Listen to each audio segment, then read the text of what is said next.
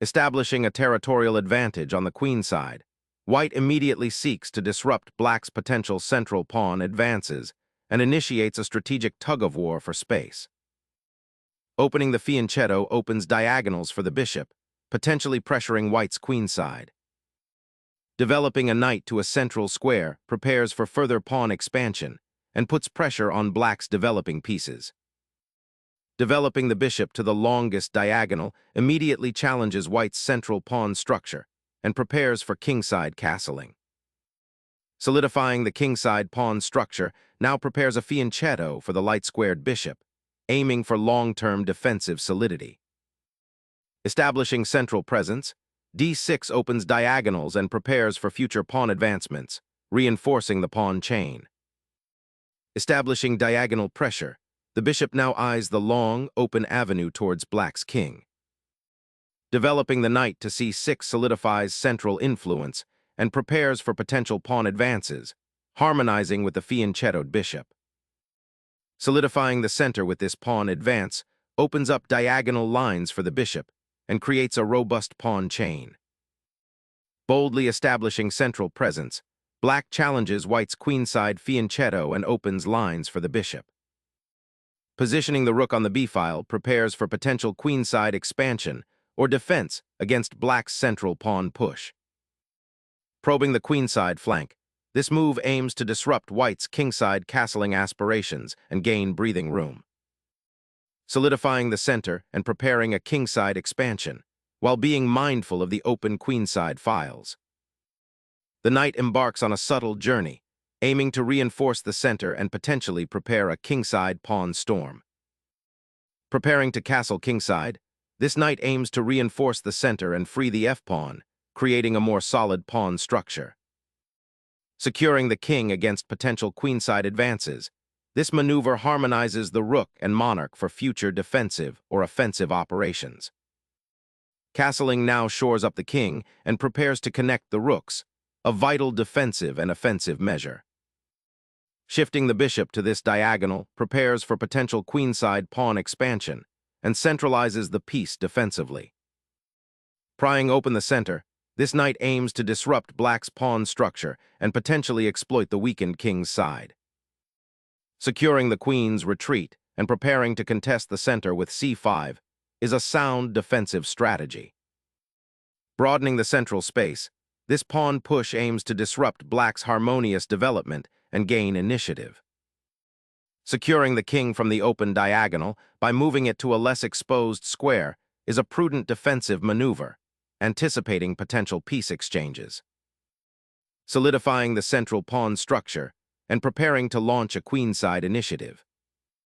Initiating a bold pawn thrust, black aims to disrupt white's central setup and create attacking chances on the kingside, though it does create potential weaknesses. Unlocking the queenside, white prepares to contest the open b-file and potentially launch an attack. This maneuver repositions the rook, creating an open file for its eventual involvement while bolstering the kingside defense. Solidifying the queenside pawn structure, preparing for potential b4 expansion while avoiding immediate pawn weaknesses. Solidifying the central pawn chain while preparing to challenge the open files is the primary objective here. Expanding on the queenside opens lines, potentially creating an outpost for the knight or pressuring black's pawn chain. Breaking open the queenside offers fresh tactical possibilities, though it also exposes your king a touch more. Opening the a-file now promises significant influence, aiming to disrupt black's kingside pawn structure and exploit any weaknesses that emerge. The knight embarks on a lengthy journey, aiming to reinforce the kingside and potentially activate the long-dormant bishop. Striking at the center often unlocks dormant pieces, but here, opening the e-file invites potential counterplay against your king. Opening up the bishop to this diagonal offers immediate counterplay, challenging white's central grip. Suddenly opening lines to attack black's queenside, white seeks to exploit the undefended pawn. Knight repositioning toward the center, aiming to disrupt white's pawn chain. Initiating pressure on the file aims to dislodge black's rook and exploit the weakened pawn structure. Challenging the bishop's influence, this piece repositions, seeking active diagonals and aiming to disrupt white's kingside structure. Opening the king's rook to the 8th rank immediately pressures the queenside pawns and creates tactical possibilities. Challenging the rook's occupation of the potent open file, this pawn push also aims to disrupt white's kingside structure. Reactivating the knight to c3 opens up the b-file for potential pressure and prepares to contest central squares.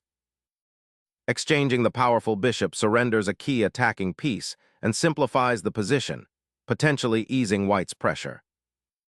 Unveiling the king to avoid the bishop's shadow creates a precarious central presence. Finally, the knight emerges from its passive post to join the fray, aiming to disrupt white's central control and potentially contest the open f-file. Securing the king's safety becomes paramount, reinforcing the diagonal and deterring immediate pawn pushes. Reinforcing the central pawns with this knight maneuver prepares to challenge white's pawn chain and open lines for active piece play. Initiating a rook exchange clears the f-file, potentially weakening black's castled king and opening avenues for white's remaining pieces. The rooks finally trade, simplifying the position and potentially opening lines for a more active rook endgame. Opening the center aims to exploit black's exposed king and potentially activate the queenside majority. Challenging the center with this pawn thrust opens lines, but exposes the king's diagonal to white's bishop. Reclaiming the center and opening lines towards black's king is a sharp centralizing thrust, aiming to exploit the advanced pawn. Activating the knight to c5 creates a dynamic tension, challenging white's central control and opening possibilities for counterplay. Challenging the d-pawn opens lines, aiming to untangle your knight from its passive square. Concentrating the queen on the kingside pawn, storm aims to dismantle white's central control. Unleashing a pawn storm now clears the critical c-file for rapid piece deployment. Black opens a central file, seeking active counterplay by challenging white's pawn structure and aiming for piece activity. Unlocking the d4 square allows white to dominate central influence and potentially squeeze black's position. Reclaiming central presence is paramount now, aiming to disrupt white's pawn structure and activate the queen. Unlocking the queen's potential, this maneuver aims to exploit the exposed black monarch and gain central influence. Mobilizing the knight to its potential outpost on c5 is a clever idea, aiming to disrupt white's centralized control. Repositioning the queen to eye the pawns and prepare for potential exchanges offers more flexibility. Seizing the central initiative, this knight boldly advances to challenge white's control and activate black's pieces. Asserting control over the queenside dark squares, this knight aims to restrict black's bishop and potentially exploit weaknesses. Capturing the pawn opens the queenside considerably, potentially exposing the white king to future pressure. Trading queens simplifies into a tense endgame where white hopes to exploit the d-pawn's advanced position. Pouncing on the open file now, black reclaims central influence, aiming to exploit white's scattered pieces. Clearing a path through the chaos, the knight aims to secure the weakened queenside pawn structure.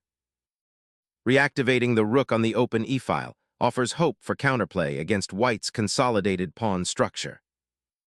Reactivating the knight from its restricted position can launch a spirited defense against black's encroaching pawns and control of the central squares. Seeking counterplay, black boldly activates the bishop, hoping to disrupt white's central control and create attacking possibilities. Asserting central influence, this knight maneuver aims to solidify white's queen's pawn, seeking positional stability amidst the pawn structure chaos. Reclaiming central influence, the bishop eyes the weakened queenside pawn structure and prepares for a potential breakthrough. Repositioning the rook to the open file aims to challenge black's central control and potentially exploit weaknesses in their pawn structure. Trading the bishop removes a key defender of white's weakened kingside. Reclaiming the knight stabilizes the center and prepares to exploit the isolated pawn. Re-establishing a knight's influence in the center, this maneuver eyes potential pawn advances and seeks to disrupt white's newly organized defenses. Bringing the rook to an open file initiates a potential endgame advantage, leveraging its mobility. Repositioning the king seeks a safer haven from the active enemy rook and knight.